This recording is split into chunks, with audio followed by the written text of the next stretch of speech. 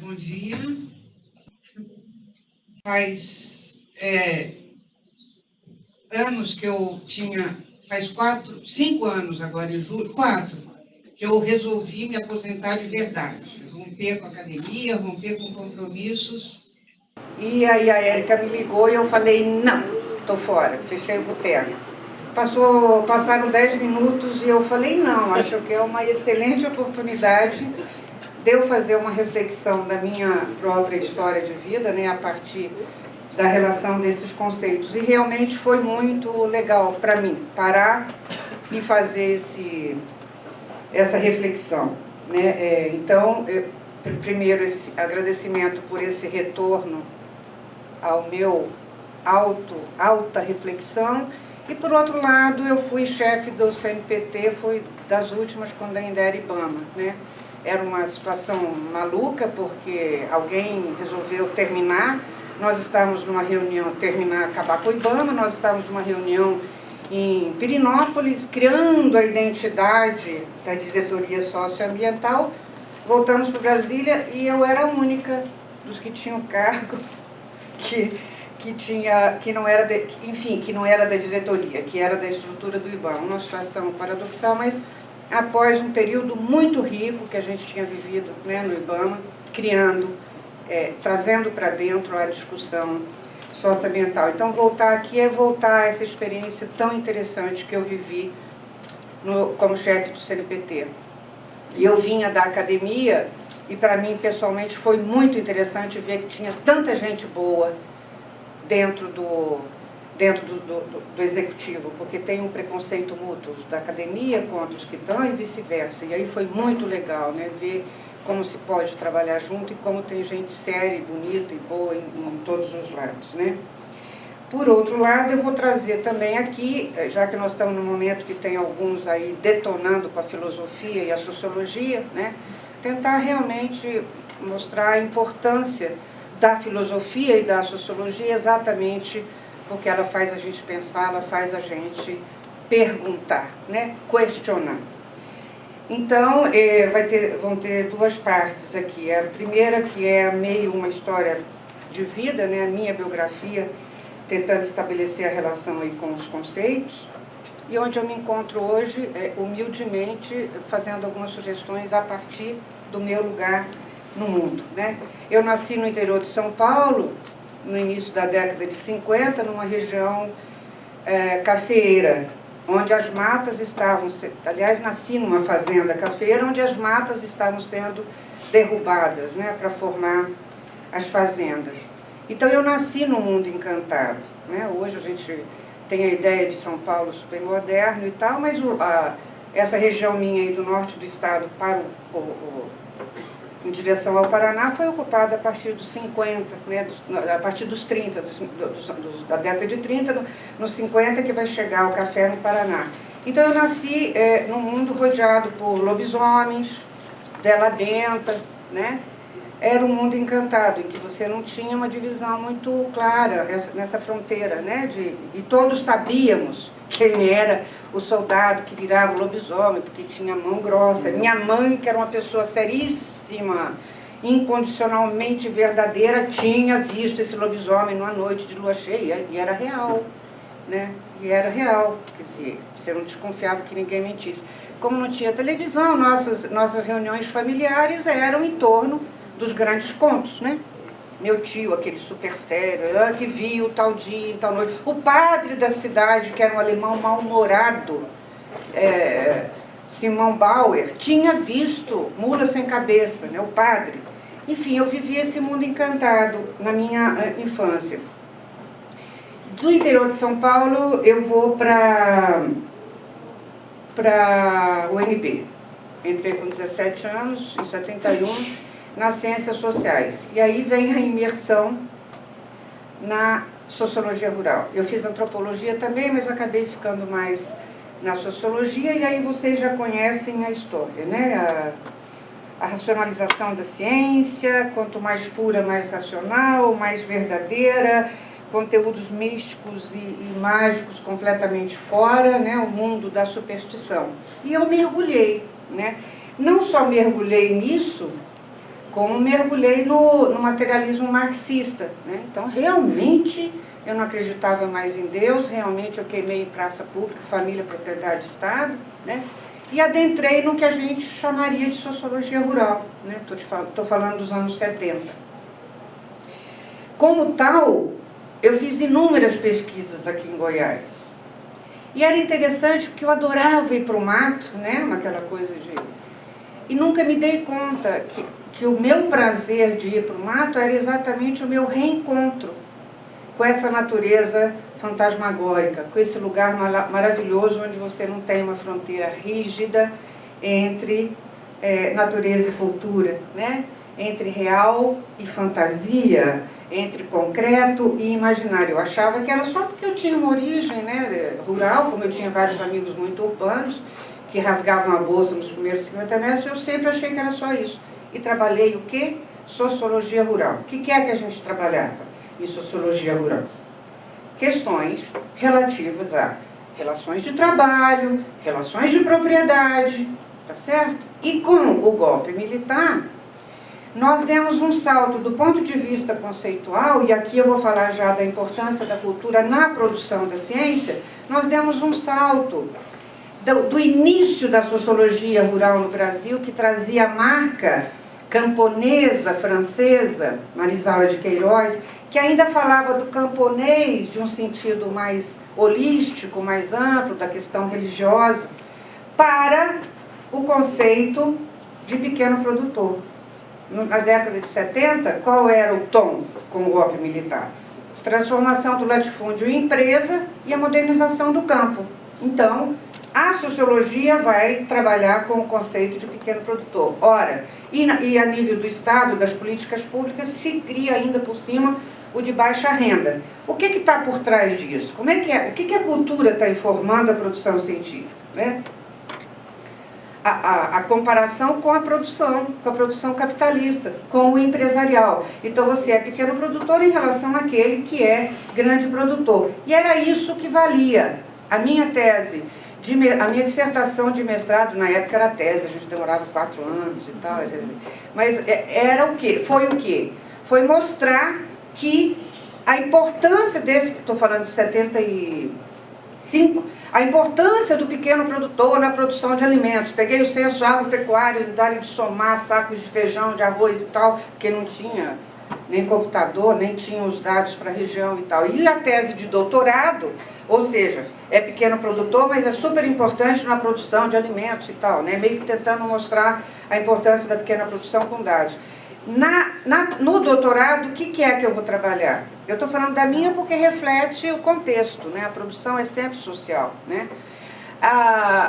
Aí já foi mostrar o quanto que esse pequeno produtor lá da minha região de São Paulo, apesar da ausência de políticas públicas específicas, tinha conseguido incorporar tecnologia e melhorar a qualidade de vida. Não era só o outro lado da discussão, não era só a subordinação do pequeno produtor ao capital, né, o assalariamento do campesinato, né? De que maneira esse pequeno produtor tinha conseguido melhorar a qualidade de vida. Estou falando qualidade de vida, as mulheres e as crianças poderem sair do trabalho, os homens saírem um pouco mais cedo, sem entrar na discussão se era melhor substituir o frango caipira pelo frango de granja, etc. Mas, enfim, eles tinham incorporado tecnologia e não tinham sido expulsos, que foi a tendência, né? Nós revertemos a população rural e urbana a partir do golpe, exatamente porque tinha mantido alguns elementos como a diversificação da produção, etc, etc. Ou seja, qual natureza? É maluco falar hoje, parece esquizofrenia, mas é. As ciências sociais, particularmente a sociologia, a antropologia, como tinha mais estudos, né, na questão indígena e tal, trabalhava mais com a cosmogonia e tal. Mas a natureza, na sociologia, está completamente fora. E aí eu escrevi um artigo em 90, final dos 90, eu não me lembro ao certo, muito interessante, porque além do pequeno produtor, qual é o conceito que vai substituir? Aí é o movimento social, na medida em que a sociedade que tem com a abertura, né, o conceito que vai substituir vem do movimento, a união da CUT, CONTAG e tal, que foi de agricultura familiar. E aí nós damos um salto né? De novo, olha a importância da cultura na produção dos conceitos. Conceitos que vão influenciar quem está na produção, no desenho de políticas públicas, né? É o que está por trás, aquilo que é o invisível. A ciência é tão racional e visível, mas o tempo inteiro está no mundo do invisível. É o conceito de agricultura familiar. Qual é a ênfase aí? A ênfase é uma outra forma de produção, outro modo de produção que é o familiar. Já não é a questão da produtividade que orientava o conceito anterior. E, em seguida, começa a aflorar, de fato, a discussão, e a natureza fora. Eu fui na criação, eu estava lá quando juntou a CUT, CONTAG e tal. Nunca fazia parte das discussões. A gente conseguiu, com esforço supremo, trazer a questão de gênero, mas a natureza não estava, ela nunca esteve como conceito durante esses anos todos, nas ciências sociais, sobretudo na sociologia. Então, vem à tona aquilo que já estava sendo gestado na década de 60, com a contracultura, com o movimento hippie, com a busca de novas religiosidades, vem a discussão da crise de paradigmas. Né? Junto com a nossa abertura política, né, de verdade veio à tona, vieram à tona novos conceitos que avançam e que a gente consegue superar, então, a velha polaridade rural e urbano e outras polaridades. Conceitos que surgem nas ciências sociais e na sociedade, tais como violência, gênero, né? Que aí já não tem muito mais importância se é rural ou urbano, são conceitos que você transcende. Por um lado, você tem esse salto na reflexão, na produção de conceitos, dado a crise de paradigmas, a crítica e a própria realidade vai empurrando, você tem que trabalhar a violência, você tem que trabalhar gênero, então são conceitos que avançam, por um lado. Por outro, a Eco 92, aquela loucura que ninguém se entendia o que era a natureza. Então nós estamos, né, entrando na década de 2000, diante deste quadro. Por um lado, a gente avança em conceitos que realmente foram avanços, por outro, natureza fora. E a natureza, enquanto conceito, engatinhando, porque ninguém se entende. E na época eu me lembro de uma dissertação que eu acompanhei aqui em Alto Paraíso, que justamente ele vai aprofundar o que é a compreensão do conceito de natureza para nativos, os ecologistas e os buscadores de uma nova realidade. Se vocês se lembram, Alto Paraíso concentrava, né? E eram compreensões completamente distintas, né? Os ecologistas naquela briga o tempo inteiro para não matar a formiguinha, os buscadores de novas religiosidades que arrendavam o seu pedaço de terra lá no Paraná, onde quer que seja, para ter uma grana, e se fosse para usar adubo, não importa, eu quero minha grana para vir aqui buscar o meu autoconhecimento, não estava a questão, né? E os nativos, sobretudo, com práticas bastante distintas, de tanto, né, o que colocavam os ecologistas, e muito numa relação de que Deus colocou aí para a gente usar, e outras práticas de conservação e preservação das que mandavam o figurino. Resultado, esse é o quadro, né, no final da década de 90. Natureza fora da nossa discussão na sociologia, uma confusão monstra, né, e eu ainda voando fora. Para mim, natureza não existia como conceito. Vocês se dão conta do que é se produzir uma ciência durante décadas em que o conceito não está? Estou falando da sociologia, não vou me estender, né? E aí eu vou para, em 94, aqui em Brasília tinha a história, desde sempre, para quem é daqui, Brasília é cidade mística, Brasília capital do terceiro milênio, e não havia um estudo sociológico. Havia os estudos antropológicos de aprofundar, né, etnográficos, Vale do Amanhecer, Cidade Eclética, mas nenhum estudo sociológico. Aí eu comecei a entrevistar esses que na época eu chamava grupos místico-esotéricos, que hoje eu chamo religiosidades não convencionais, tipo Osho, Roja Cruz, os budismos, Fé Bahá'í, por aí vai, todo mundo conhece, e aquele monte de grupos lá de Alto Paraíso, né? Cavaleiros de Maitreya, Arcádia, Irmandade da Luz, não sei o que, enfim. Quando eu cheguei com 17, eu entrevistei, entrevistas abertas, eu deixei os caras falarem. Os líderes que também não se autodenominavam líderes. Eu já estava com 800 páginas, resolvi analisar os dados, né, o que eu tinha escrito. E aí foi maravilhoso, porque apesar de um vir Santo Daime, um vir da Amazônia, né, União do Vegetal, o outro vir do Japão, da China, né, Hare Krishna e tal, eu consegui identificar alguns elementos básicos dessa nova busca por uma nova forma de religião, né, que era então fundamentalmente romper com essa ideia do Deus lá fora. O Deus está na intimidade, daí as práticas de autoconhecimento, sobretudo a meditação, né?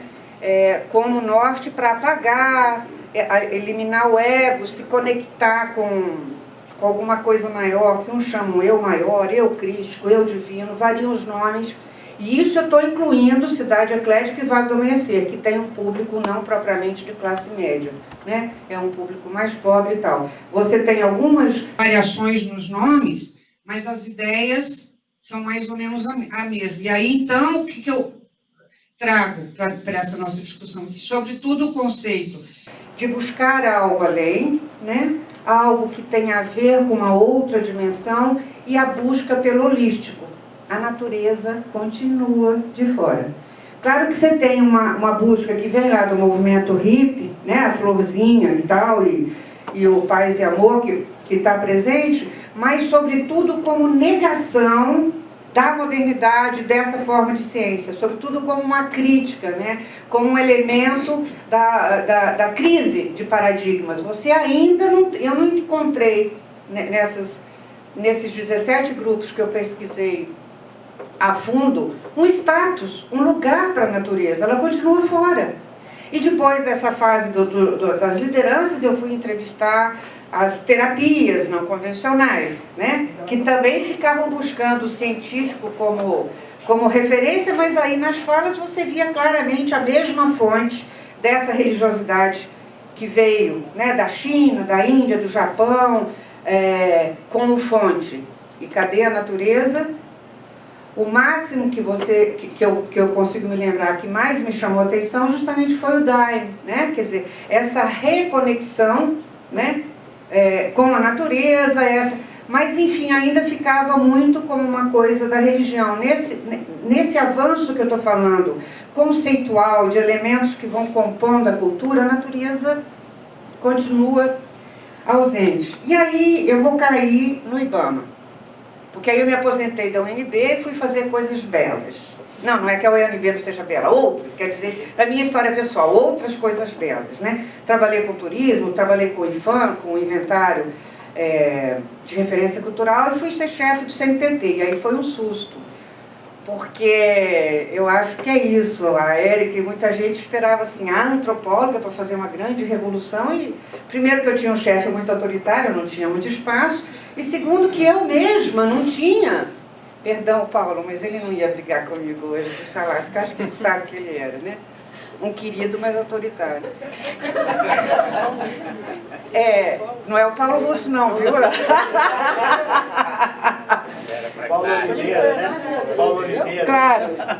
E aí, e por outro lado, eu tampouco tinha chão e estrada, apesar de tanta experiência de campo, né? E eu já tinha, esqueci de falar que também trabalhei na Paraíba, fui professora da Paraíba antes de voltar para a UNB, muita pesquisa, e aí o que rolava? Anos 80, ocupação de terra, ainda não tinha o MST, era o movimento sindical, aquela luta do movimento sindical ainda na ditadura e tal. Que natureza, né?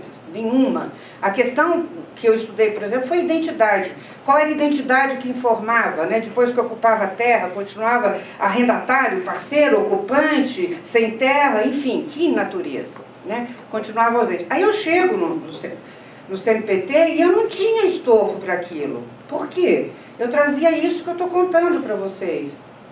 O que é que neste país é hegemônico? São conceitos que estão preocupados com aquilo que é hegemônico, que é o modo de produção capitalista, que é o lucro, que é a produtividade, que é a modernidade, que é a incorporação de tecnologia. Eu tinha ouvido falar com aquele bando de amigos da antropologia, desses ribeirinhos, dos extrativistas, mas era uma coisa lá, sabe, que não faz parte, não estava. Aí eu chego no CNPq e foi aquele susto, porque eu estou com meus conceitos, né, de pequeno produtor, agricultor familiar, né, sem terra já, depois do avanço do movimento. E cadê? Aí eu tive que aprender, literalmente, ribeirinho, extrativista, foi aí que eu tive o contato. E aí eu tinha mais para aprender do que para ensinar. Então foi uma fase de muita aprendizagem, muito mais do que outra coisa. E confesso, eu continuei sem incorporar a dimensão da natureza, apesar de ter... Aonde foi que eu cresci? A nível pessoal. Opa, eu tenho que aprender coisas, eu tenho que escutar as histórias, né? Eu me lembro da Celinha, né? Sempre com a coisa dos ribeirinhos, aí eu ficava aumentando o ouvido. Mas eu não sabia lidar com aquilo. Claro que naquela época tudo bem, porque a gente tinha muito mais uma briga política e vamos criar Resex. Mas eu fiquei ainda muito cheia de buracos quando eu saí, que eu não trabalhei muito tempo, eu saí justamente quando separou o IBAMA. E aí eu vou para o Pará. Como é que eu vou para o Pará? Uma bolsa da CAPES para professores pesquisadores do CNPq, pesquisadores sênior, uma bolsa super boa para reforçar pós-graduações, entre aspas, né, não vou falar de periferia, né, mas não do centro. Então eu vou para a universidade, quase fui para o Amapá, eu falei, não, mas no lugar que eu só chego de água também, aí fui para o Pará, né, para um campus da Universidade Federal em Bragança, que tem uma pós-graduação em Biologia Ambiental. E aí foi um susto, primeiro. De ambiental não tinha nada, era aquela biologia de laboratório, né? Segundo, como eu vinha nessa história de pesquisas, de religiosidade e tal, já fui meio olhado estranho, porque cientista nem fala nisso, né? Isso nós somos separados e fragmentados, né?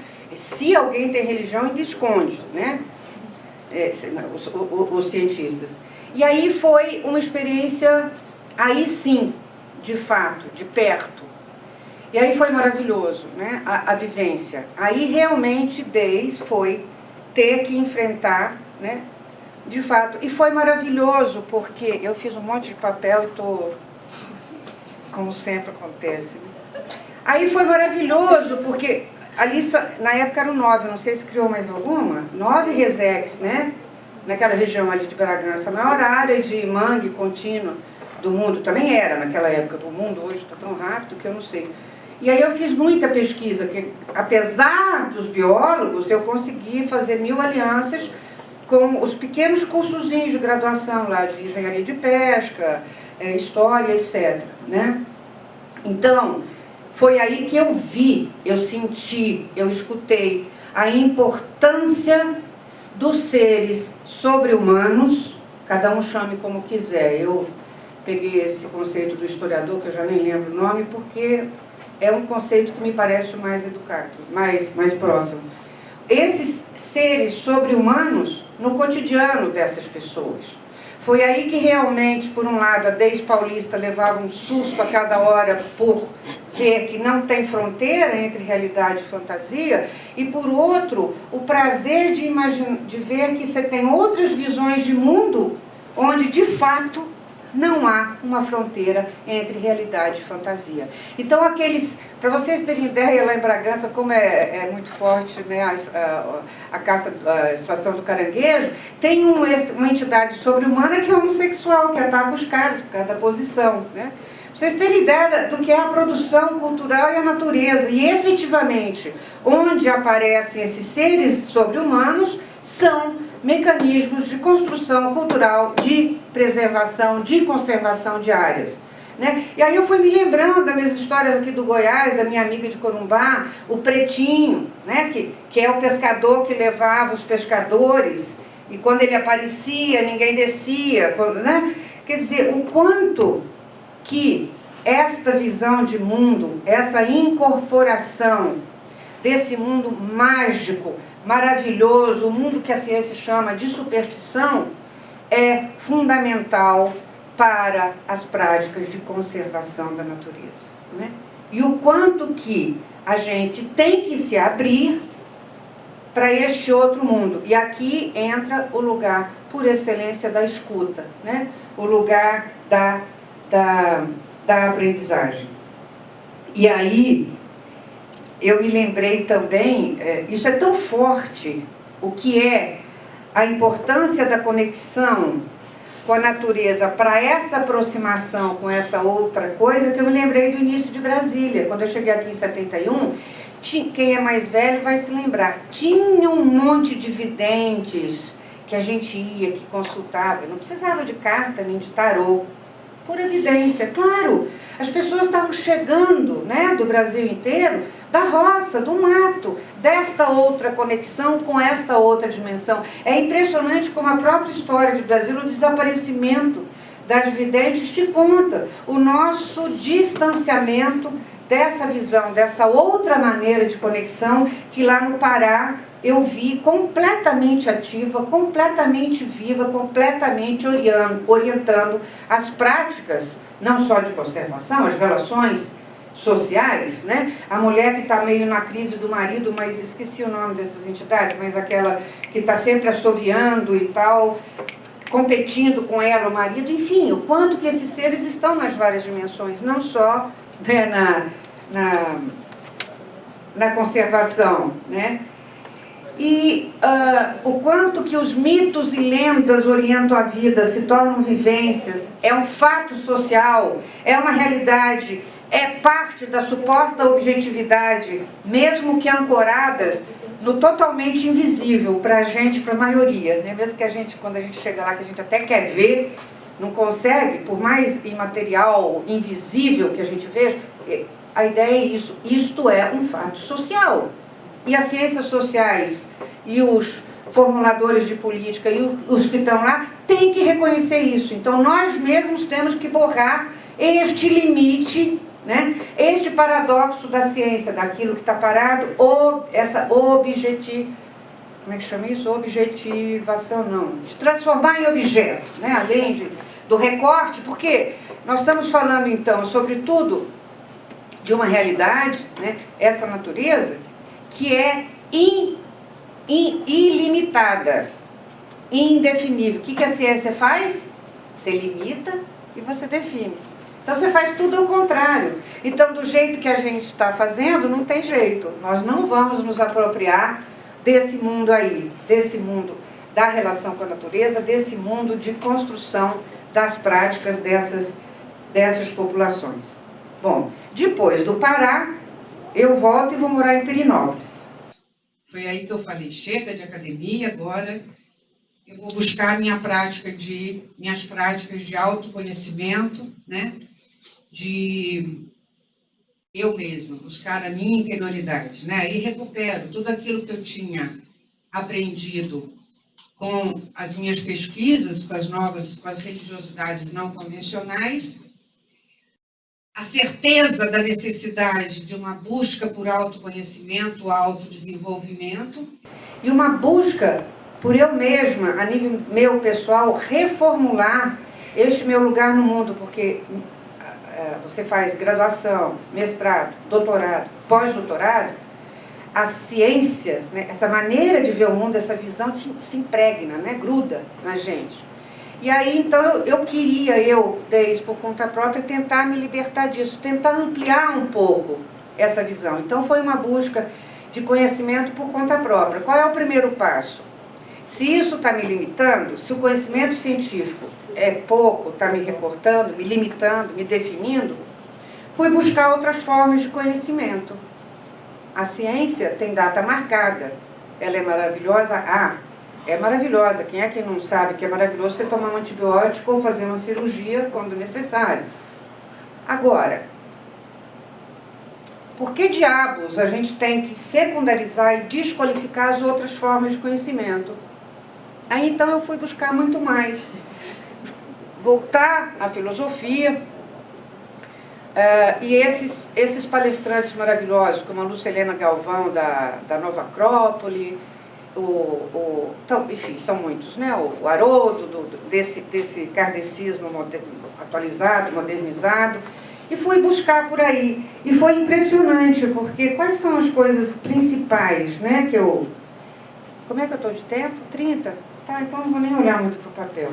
Quais foram as coisas principais que eu aprendi aqui, né, que hoje eu, tenho certeza, né? Nós temos, de fato, um mundo que a gente pode chamar o mundo dos espíritos, ou como chamaria o Platão, ou na Índia, o mundo das ideias, que se conformam, que tomam formas que se materializam no mundo concreto. Esse mundo que a gente vê, o mundo visível, material, né? Então é como se você quiser chamar Deus, chame, e eu não vou entrar nessa discussão, mas eu acredito em Deus também, mas isso não é importante. O importante é que eu acredito que tem um mundo das ideias que se plasmam, uma coisa que é muito maior, muito mais invisível. Então você tem um mundo não manifestado e um mundo manifestado, o mundo da representação e o mundo manifestado. E aí você tem Egito, Grécia, Índia, que eu não vou puxar tudo aqui, né, que está no papel, que vai dizer o que é o sábio. Quanto mais sábio é justo aquele que consegue entender, né, juntar, harmonizar e não polarizar essa relação entre representante e representado, né, manifestação e manifestado, né? E aí nós só vamos conseguir fazer isso através do símbolo, do simbólico, que é justamente que em geral a ciência não incorpora. Ou seja, o que é que isso está querendo me dizer? Sempre tem uma ideia atrás daquilo que é material. O que é um livro, gente? O que a ciência pode fazer com o livro?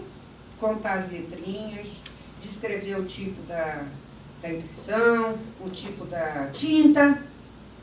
Se eu não tiver noção do que é o simbólico, eu não vou nunca chegar no que ele está representando, que é uma ideia, certo? Aí todo mundo aqui conhece certamente o mito da caverna do Platão, nada mais atual. Mundo das ilusões, como diriam, né, a Índia, né, o mundo Maia. Maia é essa deusa da ilusão, da materialidade, né? Nada mais atual do que nós vivemos o mundo das sombras. Se eu não me conectar com algo que é maior e só fazendo as perguntas porque tudo é simbólico, eu não vou entender nada. Quer dizer, eu vou entender. A natureza e tudo vai ser um grande prato de letrinhas, enorme no horizontal, mas sem nada no vertical. Eu não vou conseguir entender a relação dessa população com a natureza e, sobretudo, eu mesma. Eu não vou entender o meu lugar no mundo. E daí, então, já que pedem sugestões aqui para as políticas e tal, ora, não tem jeito, desculpem, é o que eu acho hoje. Me pediram para ser honesta, sincera, e eu não estou mais preocupada em levar tapa da academia, até porque eu não estou lá, neste momento. Eu, desde hoje, estou segura que qualquer processo, mas sobretudo no de vocês que estão em contato direto com esta outra visão de mundo, é começar por vocês mesmos. Aí sim, fazer filosofia e sociologia, né, com vocês mesmos, tem que ser. Perguntar o simbólico, quer dizer, buscar o símbolo de tudo. Então, o exemplo dessa que eu falava da Helena Galvão estou na fila de banco, minha fila não anda, eu vou para outra, aí não anda, eu volto. Poxa, você tem uma atitude muito mais interessante que é, opa, se essa minha fila está demorando, o que é que eu tenho que aprender aqui? É uma outra relação com a vida. O que é que eu tenho que aprender 24 horas por dia? Então não venha me dizer, por outro lado, que isso é impossível, porque eu estou na cidade, porque estou no carro, né? Não, é uma mudança de postura. É primeiro se perguntando para você mesmo o que é que eu tenho que entender, quais são os recados que esse mundo maior, quer dizer, pressupondo, como eu pressuponho, que tem um mundo, que chame como quiser, mundo das ideias, mundo de Deus, ou que seja, né, mundo do sobre-humano, né, está querendo me dizer. É a partir dessa mudança de postura que eu vou conseguir melhor desempenhar qualquer das minhas profissões, sobretudo na lida com essas pessoas, né, que vivem dentro dessa visão de mundo onde a natureza está muito mais conectada. Porque hoje, como é que eu entendo natureza? Natureza é tudo aquilo que está posto. Se foi Deus, se foi o universo, não importa. É aquilo que está posto do qual eu usufruo. De uma maneira ou de outra, destruo, conservo, preservo, não importa, é o que está posto. Né? Cultura, tudo aquilo que eu desenvolvo na minha relação com essa natureza, né? Para lidar tanto com os bens materiais como com as relações humanas, tá certo? Então não tem jeito. Ou eu mudo, né, a minha relação, essa de estar conectada, começando pela pergunta e pela certeza de que eu sou só parte dessa coisa maior, né, é que eu vou poder revolucionar o resto que está fora. Porque aí eu aprendi com as novas religiosidades um conceito que é fundamental, é fundante, junto com fazer as perguntas, que é o de compaixão. A gente no cristianismo aprendeu a caridade, a piedade, isso são conceitos autoritários. Eu não saio do meu lugar, eu ajudo o outro. É diferente do compaixão, de eu olhar o outro e ter a certeza que ele é eu e eu sou ele, e eu poderia estar no lugar dele. Entende? Essa percepção de totalidade, de humanidade, o tempo inteiro, que passa pela noção, pelo conceito, né, de compaixão. Então, claro que hoje, para mim, lá na minha experiência cotidiana, eu diria que a natureza é o elemento mais forte, convincente dessas coisas que eu estava falando aqui, de que existe um outro mundo imaterial, não visível, que pode ser chamado de mundo das ideias, ou mundo de Deus, ou o que quer que seja. Porque eu faço ginástica 3 vezes por semana, fora que eu moro lá no pé do morro e tal, mas eu faço ginástica, aí entro num pedaço de terra, ponho primeira no carro, gente, e vou literalmente olhando no olho de vaca, de bezerro, de não sei o quê. É questão de aprender a olhar, mudar o olhar, só isso. É claro que então, eu brinquei com a Érica e com o Paulo agora há pouco, o título que eu daria para essa palestra seria de Lobisomem à Quinta Dimensão. Porque a quinta dimensão está aí, a questão não precisa ir para Pirinópolis, é porque eu demorei por causa dessa história de vida toda, né? Você pode começar a construí-la, né, agora, no seu cotidiano, da mesma maneira que a gente vai, então, tentar, a partir dessa visão, né, incluir a relação mente e corpo. Né? Eu acho que eu teria mais coisas interessantes para falar, mas deixa para as perguntas, né? Eu tentei ser o mais honesta possível, de qualquer maneira, hoje, desde o lobisomem para a quinta dimensão, qual é o grande recado, assim, que para mim fica, de mudança? Se eu morri, porque lá na minha infância, como é que a gente se livrava de vela benta, de lobisomem, de mula sem cabeça? Rezando. E dar de rezar e pedir proteção. A Igreja Católica se apropria desse mundo sobre-humano para mostrar a força dela, né? Como, não é só isso, mas também como força de dominação. Hoje, qual é a relação? Deu com meus lobisomens? De respeito, de humildade, de compaixão. Passou o medo. Então, hoje, os lobisomens, maravilhoso, estou em busca dos lobisomens cada vez mais, mas com respeito, daí a ideia de compaixão e de humildade nessa relação, né, com a natureza e com essas pessoas que estão mais conectadas com a natureza, como são as populações tradicionais. Então, esse é o salto que eu acho que a gente deve às próprias novas religiosidades, né? E aí não tem jeito, gente. A ciência vai ter que enfrentar isso. Ela está se esgotando dentro desse limite. Ou ela abre... Já, gente, tem avanços, né? Você tem... Ai, tinha uma frase da Érica aqui que eu queria ler no final da tese dela, que é maravilhosa, né? Que é o recado que eu daria aqui. A Érica falou em coração, né? Eu falo das perguntas e tal, mas os sítios naturais sagrados podem ser um elemento de convergência de interesses, levando a práticas de gestão de áreas protegidas de forma a aproximá-las da sociedade, a partir do reencantamento do mundo e da conservação com o coração. Ela cita um autor, que é o Marx, que é salvar a caipora, que ela salva a capivara, né? Que eu acho não só para os sítios naturais. Os sítios naturais são a caricatura disso tudo que eu estava falando, né? Ele é óbvio, ele mostra de forma mais... Né? Então, são esses conceitos para a gente se pautar. Humildade, compaixão, respeito, não medo, enfim, era isso.